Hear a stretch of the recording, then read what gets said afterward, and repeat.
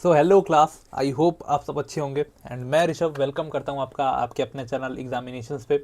And आज हम करने जा रहे हैं class 12th geography book number 2 का चैप्टर नंबर 2। ठीक है, सब 2 2 2। ठीक है, 2 नंबर चैप्टर नंबर 2 करने जा रहे हैं।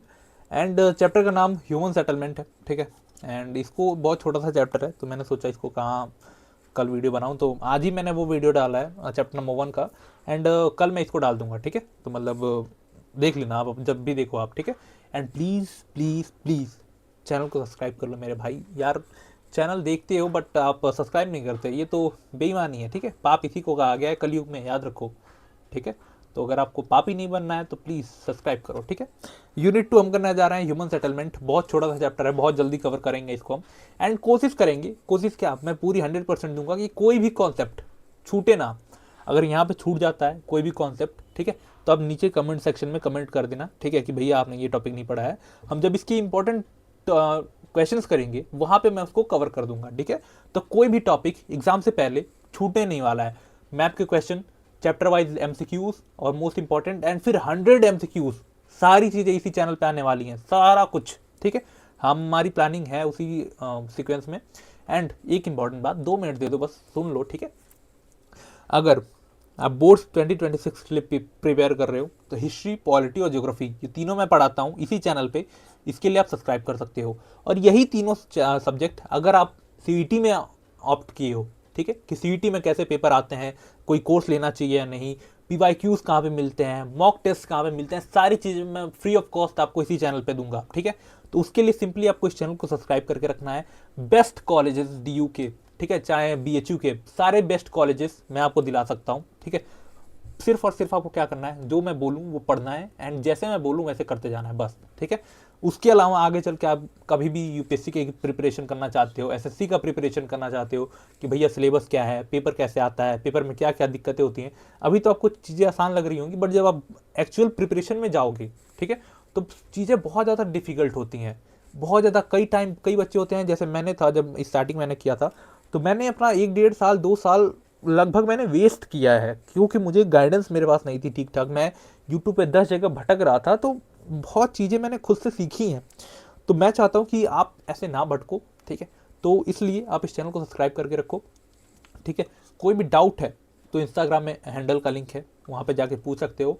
एक्स अकाउंट पे ही फॉलो कर लो अगर आपका एक्स अकाउंट है, नहीं है तो फिर बना लो, क्या कर रहे हो भाई। ठीक है, और मोस्ट इंपॉर्टेंट, क्विज चलते रहते हैं हमारे टेलीग्राम चैनल पे। यहाँ पे लेक्चर देखो, वहाँ पे प्रैक्टिस करो। मेंटॉस जिंदगी, ठीक है, मेंटॉस जिंदगी आपकी जीते रहो। ठीक है, इस पूरे चैप्टर में 2 इंपॉर्टेंट टॉपिक हैं, urban settlement and rural settlement. सबसे पहले हम देख लेते हैं कि सेटलमेंट का मतलब क्या होता है मेरे भाई। ठीक है, सेटलमेंट होता क्या है ये चलो देखते हैं। ठीक है, सेटलमेंट का मतलब क्या होता है। ठीक है, जाओ पेन चेंज कर लिया हमने। ठीक है, देखो, सेटलमेंट का मतलब होता है, सबसे पहले आपको एक कोई घर होगा। ठीक है, फॉर एग्जांपल ये आपका एक एरिया है, ठीक है, एक पीस ऑफ लैंड है ये। ठीक है, यहाँ पे एक आपका ये छोटा सा घर है।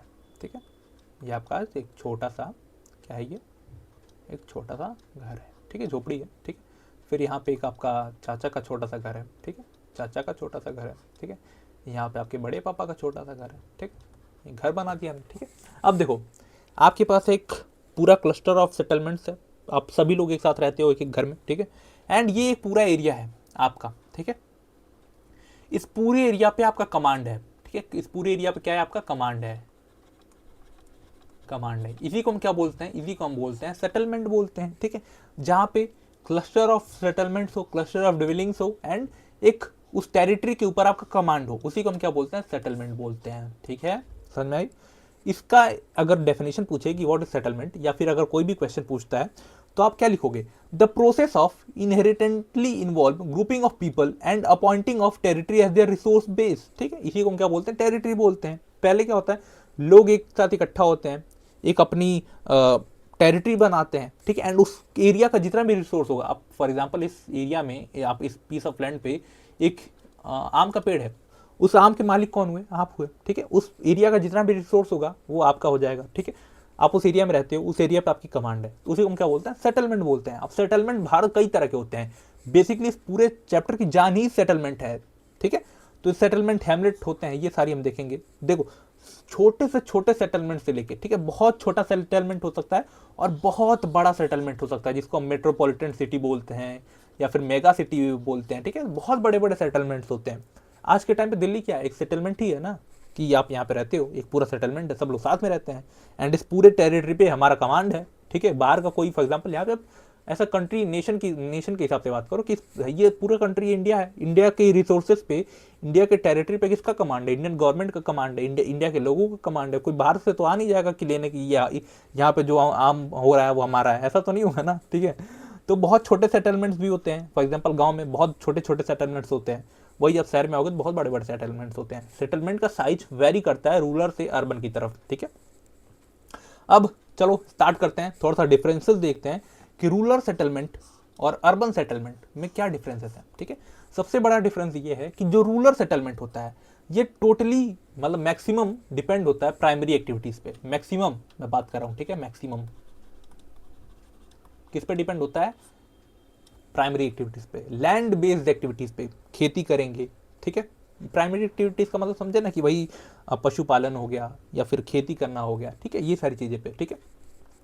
लेस मोबाइल का मतलब क्या होता है, मोबाइल का मतलब ऐसा नहीं होता कि वो लोग मोबाइल कम यूज करते हैं, ठीक है। मोबाइल आज के टाइम पे कोई नहीं कम यूज कर रहा। लेस मोबाइल का मतलब होता है बहुत ज्यादा चलना फिरना नहीं होता इनके यहाँ, ठीक है। जैसे अर्बन सेटलमेंट में बात करें ना कि इस आज यहाँ है, कल रूम चेंज करके वहाँ चले गए, एंड फिर कोई काम पड़ा तो दूसरे शहर में चल गए, काम यहाँ पे खत्म हुआ तो दूसरे शहर में काम चालू होगा, वहाँ चले गए। यहाँ पे कुछ नहीं था, यहाँ पे लोग बहुत चैन से खेती करेंगे, ठीक है, दिन भर, रात में आपके खटिया पर सोएंगे, ठीक है, बस यही होता है। लेस मोबाइल होते हैं ये लोग, ज़्यादा चलना फिरना इनके लाइफ में बहुत ज़्यादा एडवेंचर नहीं होता है, ठीक है। इंटीमेट सोशल रिलेशन का मतलब क्या होता है, बहुत ज़्यादा स्ट्रॉन्ग सोशल रिलेशन होते हैं लोगों के बीच में। जो रूरल लोग हैं, आप जाके देखना कभी, अब कोई आप में से जो गांव के लोग होंगे या फिर जो गांव से फैमिलियर होंगे, गांव पे लोग कैसे रहते हैं, बहुत ज़्यादा सोशल रिलेशन वाले लोग होते हैं, बहुत ज़्यादा हेल्प करने वाले लोग होते हैं। बट आज के टाइम पे वहाँ पे भी चीज़ें बदल रही हैं, ठीक है, हम उस पर कभी और डिस्कस करेंगे। बट सोशली बहुत ज़्यादा स्ट्रांग होते हैं वो लोग, क्यों, क्योंकि सब लोग अपने ही होते हैं कि मतलब मेरे बाबा 5 भाई थे तो वही 5 भाई के और लड़के मिलकर इधर उधर फैल गए हैं, तो सब लोग अपने ही हैं, तो सोशली बहुत ज़्यादा स्ट्रांग होते हैं। सिंपलर वे ऑफ लाइफ होती है, बहुत ज़्यादा सिंपल होती है, ठीक है। बहुत एडवांस लाइफ नहीं जीते हैं लोग, बहुत सिंपल वही दाल चावल खाना खाते हैं लोग। हमारी तरफ पिज़्ज़ा बर्गर नहीं लेते हैं लोग, ठीक है। अब अगर वहीं हम अर्बन सेटलमेंट की बात करें तो ये लोग ज़्यादातर किस पे डिपेंड होते हैं, secondary activities and टर्जरी activities. Secondary and टर्जरी क्या होता है, सेकेंडरी में हम मैन्युफैक्चरिंग करते हैं, एंड टर्जरी क्या होता है, टर्जरी में हम क्या करते हैं, सर्विसेज का जब प्रोडक्शन करते हैं, जब सर्विसेज देते हैं उसको हम क्या बोलते हैं, सर्विस सेक्टर बोलते हैं, यानी टर्जरी एक्टिविटीज़ बोलते हैं, ठीक है। तो अब वहीं हमने देखा कि जो रूरल सेटलमेंट है वो क्या है, प्राइमरी एक्टिविटीज़ हैं।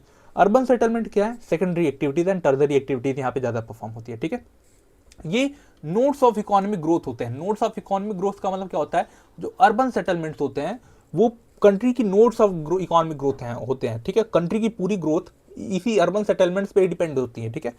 कॉम्प्लेक्स वे ऑफ लाइफ होता है, ठीक है, बहुत एकदम कॉम्प्लेक्स तरीके से लोग रहते हैं, ठीक है।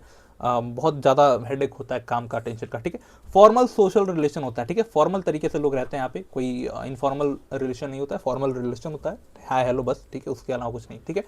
अब एक इंपॉर्टेंट बात देखो, रूरल हमने बात की, रूरल सेटलमेंट में हमने देखा कि यहाँ पे प्राइमरी एक्टिविटीज़ होती हैं, यानी यहाँ पे फूड का प्रोडक्शन होता है, ठीक है, फ्रूट्स का प्रोडक्शन होता है।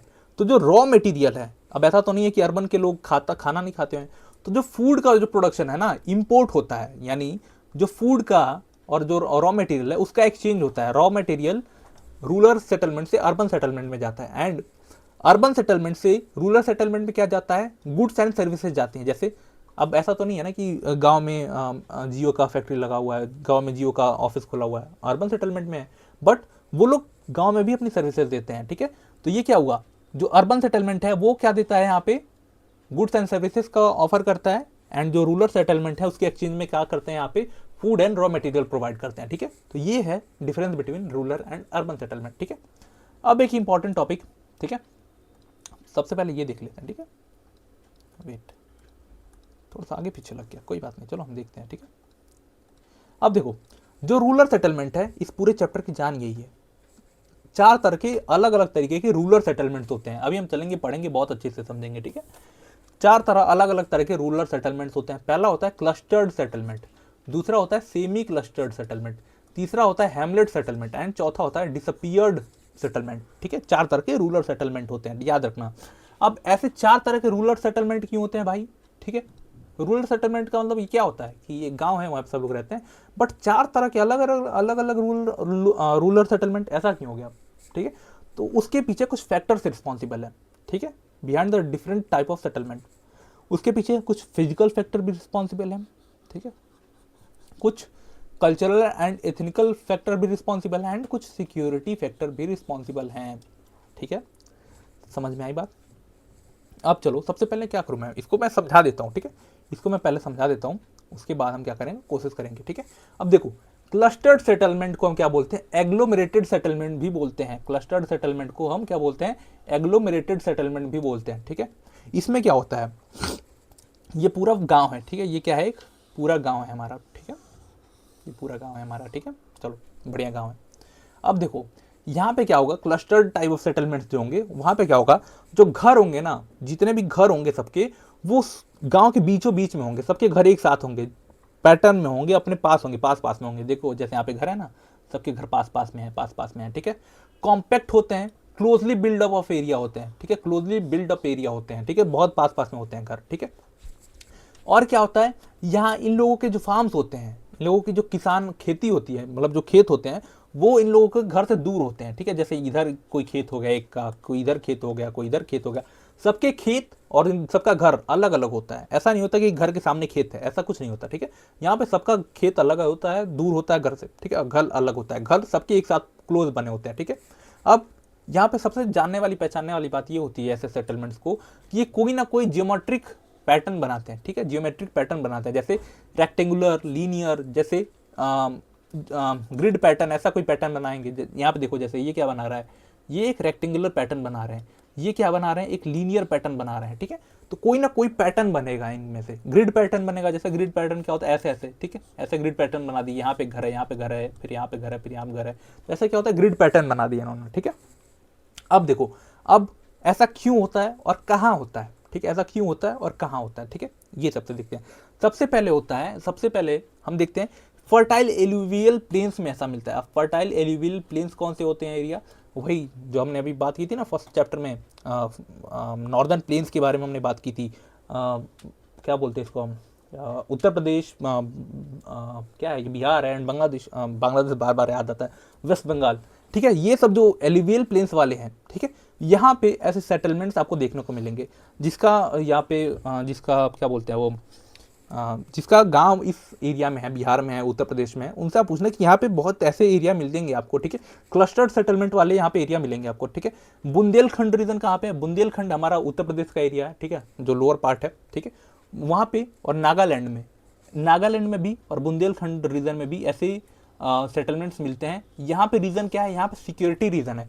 नागालैंड में पॉपुलेशन बहुत कम है, अगर आप बहुत दूर दूर रहोगे तो क्या होगा, हमेशा सिक्योरिटी कंसर्न रहेंगे आपको, ठीक है। बुंदेलखंड वही एरिया है जहाँ पे हमेशा चोरी डकैती होती रहती थी, ठीक है, चंबल के बहुत नियर बाई है ये, ठीक है। तो यहाँ पे डिफेंस एंड सिक्योरिटी की वजह से सब लोग एक साथ रहना प्रेफर करते हैं, ठीक है, सब लोग क्या करेंगे, एक साथ रहना प्रेफर करेंगे, ठीक है।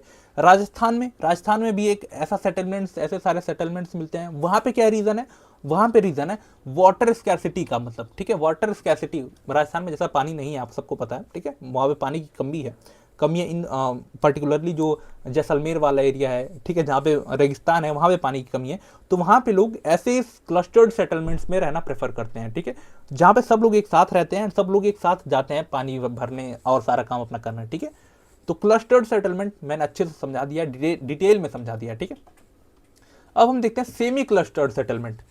सेमी क्लस्टर्ड वो टोटली क्लस्टर्ड है, मतलब वहाँ पे सारे घर एक साथ ही बनेंगे। बट सेमी क्लस्टर्ड में क्या होगा, यहाँ पे कुछ घर उस सेटलमेंट के बाहर भी बने होंगे। जैसे आप देखो, अभी तक हम क्या बात कर रहे थे, ये सारे सेटलमेंट एक साथ बने हुए थे, इनके फार्म्स यहाँ पे साइड साइड में होते थे, ठीक है, फार्म्स साइड साइड में होते थे क्लस्टर्ड सेटलमेंट में, ठीक है।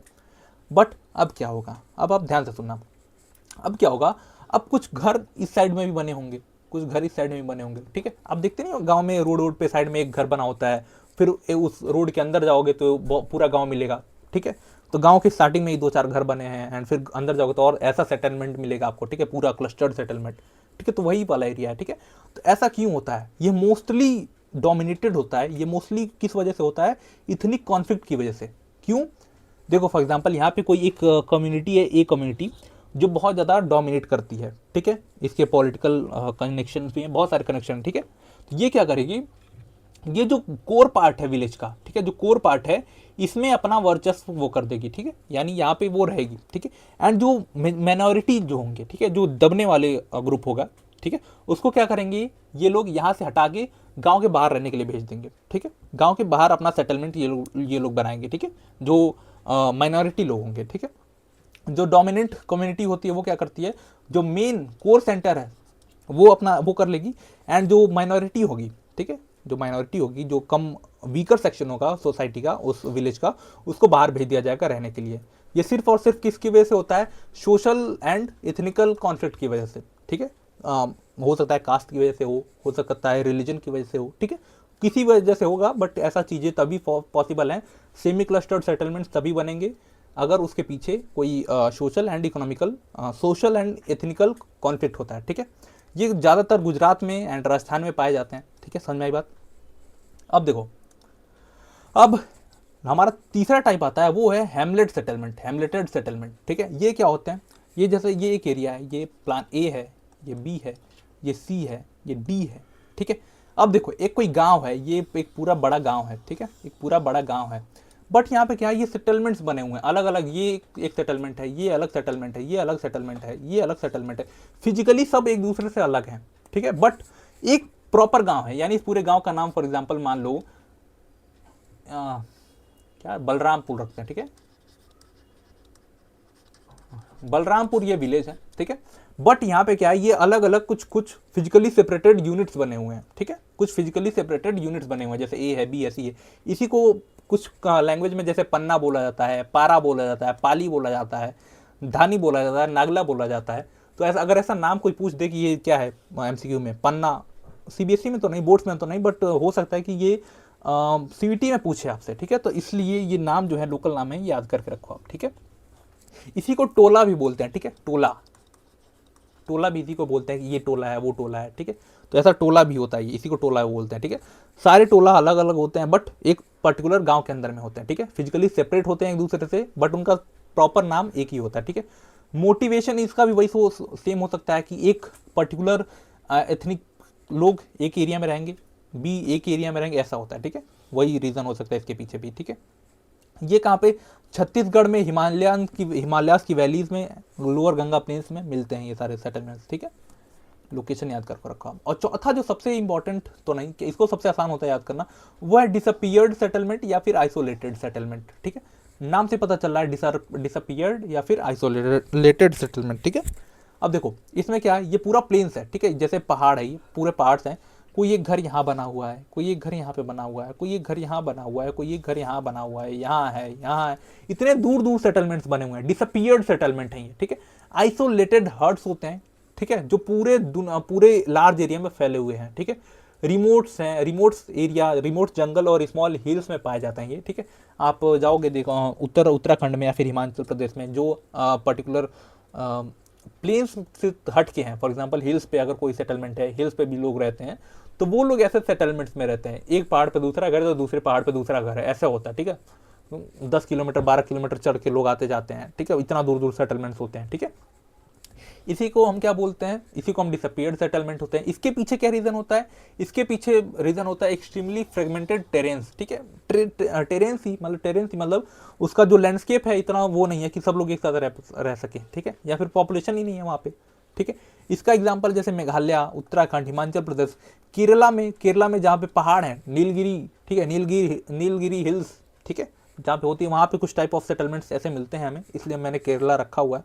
अदरवाइज आप उत्तराखंड, हिमाचल प्रदेश, इन सबको रख सकते हो आप इसमें, ठीक है। अब एक इंपॉर्टेंट यहाँ पे रह गया था, क्या रह गया था, ठीक है, ऐसे सेटलमेंट्स, अभी जो हमने देखे 4 तरह के अलग अलग सेटलमेंट्स, ऐसे सेटलमेंट्स क्यों बनते हैं, ठीक है। इसके पीछे 3 फैक्टर रिस्पॉन्सिबल होते हैं। सबसे पहला हमने देखा कल्चरल एंड एथनिकल फैक्टर, ठीक है। कल्चरल फैक्टर हमने देखा कि कल्चर्स की वजह से, ethnic, on the basis of ethnicity सबको डिफरेंट वो मिला, जैसे सेमी क्लस्टर्ड में हमने देखा कि जो डोमिनेटिंग कम्युनिटी होती है वो बीच में रहेगी एंड जो वीकर सेक्शन होगा उसको बाहर भेज देगी, ठीक है। सिक्योरिटी फैक्टर में हमने देखा बुंदेलखंड और नागालैंड में कि सब लोग एक साथ रहते हैं, ठीक है। फिजिकल फैक्टर में हमने देखा अभी डिसअपियर्ड वाला सेटलमेंट, ठीक है, कि सब लोग अलग अलग रहते हैं। अब टेरेन ही ऐसा नहीं है कि सब लोग एक साथ रह पाएँ। Altitude, climate, availability of water, ठीक है, ये सारी चीज़ें हैं। तो अगर ऐसे फैक्टर्स क्यों हैं, मतलब ऐसे कौन कौन से फैक्टर्स हैं जिसकी वजह से different type of rural settlements निकल के आते हैं, तो ये तीनों आपको अच्छे से एक्सप्लेन करना है एंड विथ एग्जांपल के साथ, ठीक है। एग्जांपल मैंने ऑलरेडी तीनों चारों सेटलमेंट्स में दिया हुआ है, ठीक है, तो उसमें कंफ्यूज नहीं होना है आपको, ठीक है। तो ये पूरा मैंने बता दिया है, इस चैप्टर की जान यही है। अब हम देखते हैं अर्बन सेटलमेंट्स के बारे में, ठीक है। अर्बन सेटलमेंट्स क्या होते हैं? कॉम्पैक्ट एंड लार्ज साइज होते हैं, ठीक है। क्या होते हैं? अर्बन सेटलमेंट का मतलब होता है, अभी जो हमने देखा रूरल सेटलमेंट्स बहुत छोटे छोटे थे, अलग अलग भी थे। क्लस्टर्ड सेटलमेंट्स की हमने बात की। अब वही क्लस्टर्ड सेटलमेंट्स का एक बड़ा रूप, रूरल सेटलमेंट छोटा होगा, अर्बन सेटलमेंट उसका बहुत बड़ा एरिया होगा, ठीक है। कॉम्पैक्ट होंगे एंड लार्ज इन साइज होंगे, ठीक है। Engaged in non agricultural activities, agricultural activities नहीं परफॉर्म करते हैं other than for example secondary activities and टर्जरी activities ये परफॉर्म करेंगे, ठीक है। यहाँ पे ज़्यादातर एडमिनिस्ट्रेटिव एंड इकोनॉमिकल फंक्शंस होते हैं, ठीक है। अब अगर हम बात करें इंडिया में टाउन्स के इवोल्यूशन का, अर्बन सेटलमेंट्स इंडिया में कैसे बनने चालू हुए, ठीक है, उनका पूरा इतिहास क्या है, तो उसका पूरा इतिहास है हम 3 पार्ट में पढ़ते हैं, ancient towns, medieval towns and modern towns, ठीक हो। अब एंशियंट टाउन का क्या मतलब होता है? एंशियंट टाउन ऐसे टाउन्स जो 2000 साल पहले से भी टाउन्स हैं, आज भी टाउन्स हैं, आज वो बड़े शहर हैं और उस टाइम पे भी बड़े शहर होते थे, जैसे बनारस, ठीक है, आज से 2000 साल पहले भी वो बहुत बड़ा टाउन था, आज भी वो बहुत बड़ा टाउन है, बहुत बड़ी सिटी है। मदुरई, ठीक है, साउथ की बहुत बड़ी प्राचीन सिटी, बहुत एंशियंट टाउन है, बहुत बड़ा एंशियंट टाउन था, पहले भी कैपिटल रह चुका है, ठीक है, बहुत बड़े बड़े किंगडम्स का, आज के टाइम पे भी बहुत बड़ा सिटी है ये। एक एग्जांपल यहाँ पे लिख लो, पाटलिपुत्र, पाटलिपुत्र जिसको आज के टाइम में हम पटना बोलते हैं, ठीक है। यहाँ पे मगध जैसे बड़े बड़े महाजनपद आए, ठीक है, बहुत बड़े बड़े महाजनपद आए, मौर्यन एम्पायर आया, गुप्ता एम्पायर आया, सबने यहाँ से रूल किया। उस टाइम पे भी बहुत बड़ा टाउन था ये, उस टाइम पे इंडिया का ये सबसे बड़ा टाउन था, सिटी थी। आज के टाइम पे बिहार की कैपिटल है ये, ठीक है, आज के टाइम पे भी बहुत बड़ी सिटी है ये, ठीक है। तो एंशियंट टाउन ऐसे टाउन्स हैं जो बहुत पहले से 2000 साल पहले से आज तक बहुत बड़े टाउन से, ठीक है, उस टाइम पे भी उनका रेलेवेंस था, आज के टाइम पे भी उनका रेलेवेंस है, ठीक है।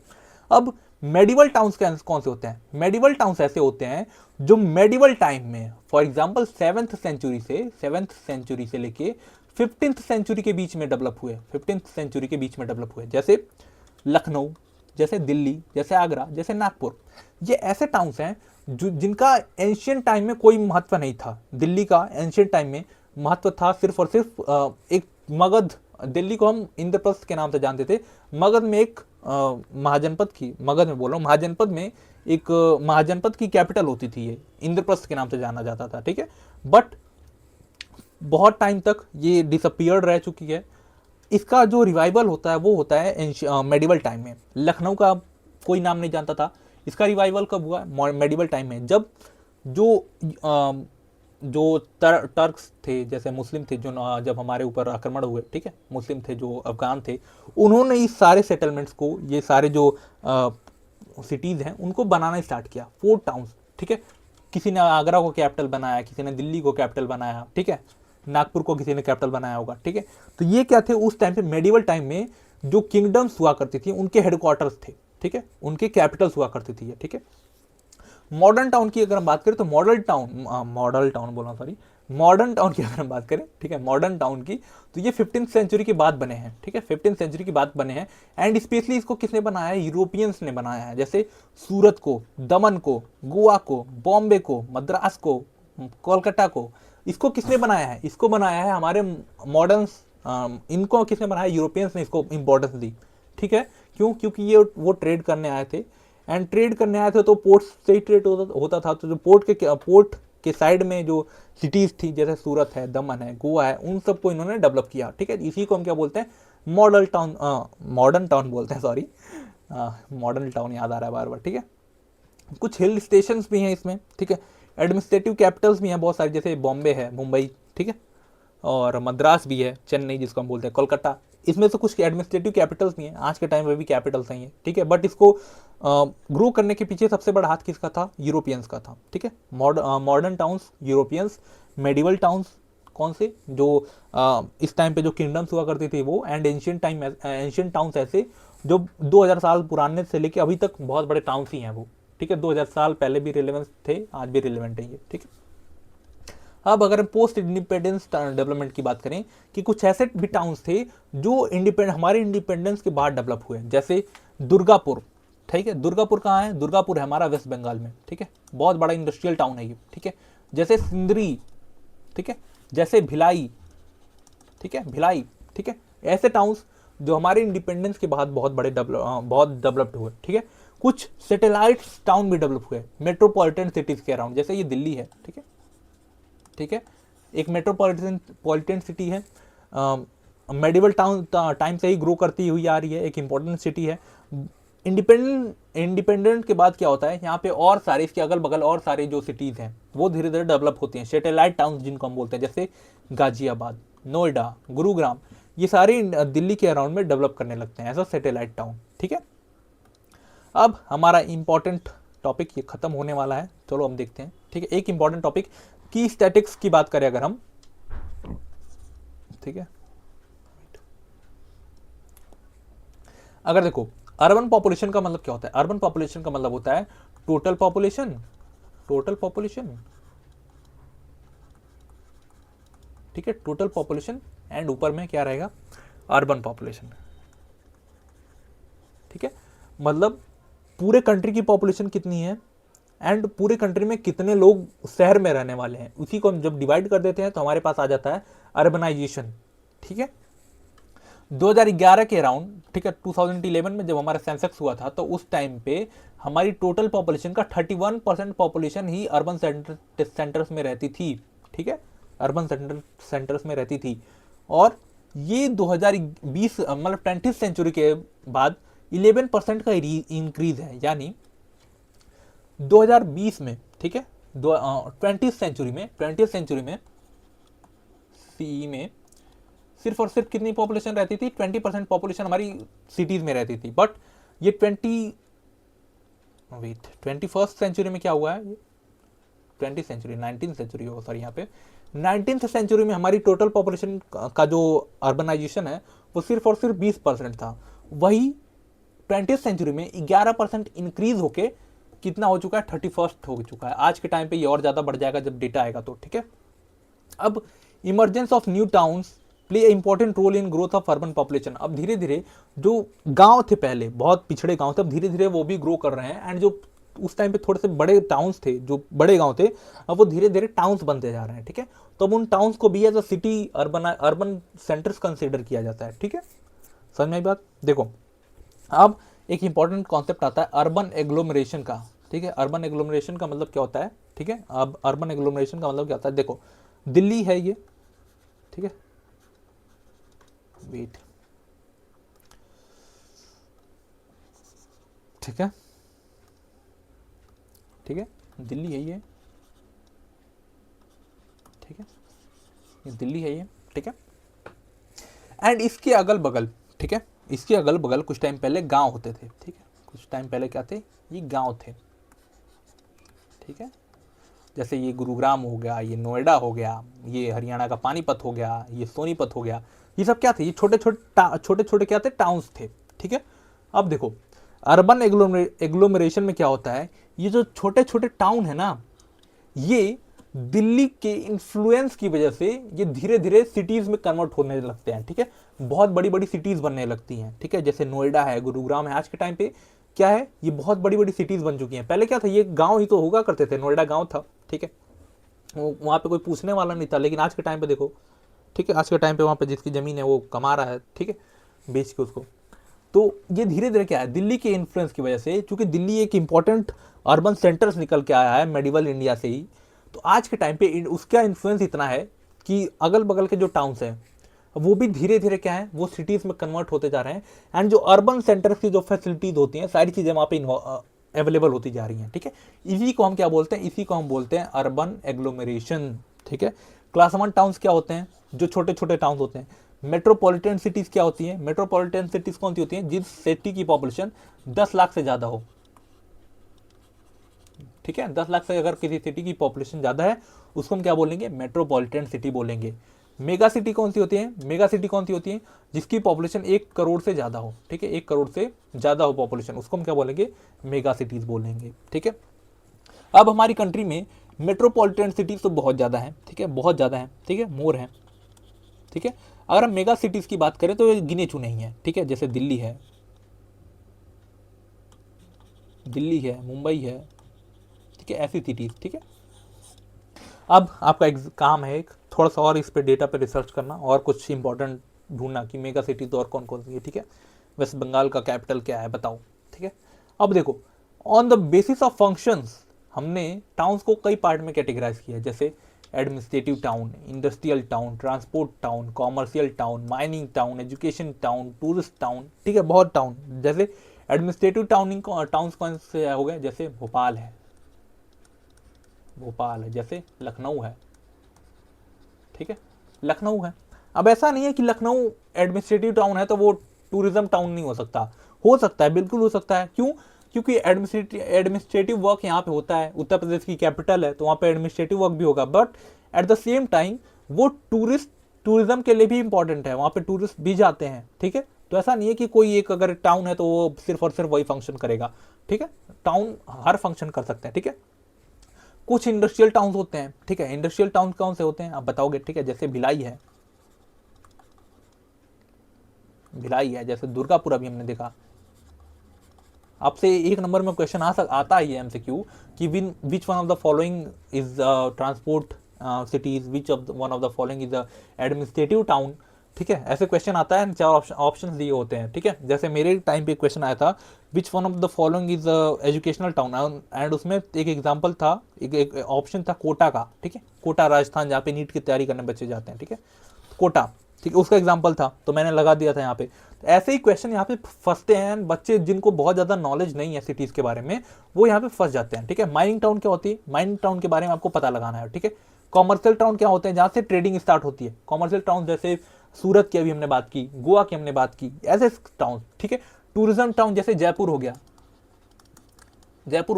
ये ये एडमिनिस्ट्रेटिव टाउन भी है, साथ ही में ये टूरिज्म टाउन भी है। इसमें आप और लिख सकते हो जैसे उदयपुर, उदयपुर लिख सकते हो, ठीक है। कुछ रिलीजियस टाउन भी होते हैं, रिलीजियस टाउन भी होते हैं, जैसे मथुरा, वृंदावन, ठीक है, ऐसे टाउन्स, ठीक है, ये समझ में आया। कुछ ऐसे टाउन भी होंगे, इसमें आप एक और एग्जांपल ले लो, हिल स्टेशन कोई भी लिख सकते हो आप, जैसे टूरिज्म में मसूरी लिख लो आप, बहुत सारे टाउन्स आप ऐसे लिख सकते हो, ठीक है। कोई इंपॉर्टेंट फिक्स नहीं है कि आप, ठीक है, बट एक माइंड में क्लियरिटी होनी चाहिए कि एडमिनिस्ट्रेटिव टाउन किसे कहते हैं, इंडस्ट्रियल टाउन किसे कहते हैं, ट्रांसपोर्टेशन टाउन किसे कहते हैं, कॉमर्शियल टाउन किसे कहते हैं, आपके माइंड में क्लियरिटी होनी चाहिए, ठीक है। बट ऐसे क्वेश्चन होते हैं जो एलिमिनेशन से हो जाते हैं, तो आप जब हम क्वेश्चन करेंगे ना प्रैक्टिस, तो वहाँ पे हम इसको देखेंगे, उसके लिए आपको टेंशन लेने की बिल्कुल भी ज़रूरत नहीं है, ठीक है। तो ये रहा आपका चैप्टर का and most important, cities are not static and as they grow they become multi functional, ठीक है। जैसा कि मैंने बताया, सिटी कोई एक स्पेसिफिक फंक्शन नहीं परफॉर्म करती, जैसे अभी हमने बहुत बात की ना कि जयपुर एक टूरिज्म सेंटर भी है, but at the same time वो एडमिनिस्ट्रेटिव फंक्शन भी परफॉर्म करता है, साथ में ही वो क्या करता है, ट्रांसपोर्टेशन फंक्शन भी परफॉर्म करता है, ठीक है। इंडस्ट्रीज भी है वहाँ पे, ठीक है। तो सारी फंक्शन सिटीज जो है स्टैटिक नहीं है कि सिर्फ एक ही फंक्शन परफॉर्म करेंगी, वो सारी फंक्शन परफॉर्म करती हैं, ठीक है। तो इसीलिए हम बोलते हैं कि cities are multi functional, but उनका इंपॉर्टेंट काम क्या है वो आपको याद होना चाहिए, जैसे जयपुर का एडमिनिस्ट्रेटिव टाउन है वो, ठीक है, ऐसे लिख सकते हो आप, ठीक है। तो ये रहा आपका चैप्टर का एंड खत्म है, हाँ, ठीक है। I hope you like this video, and if you like this video, do subscribe our channel. Till then, keep learning, keep growing, stay connected. God bless you all. Jai Hind.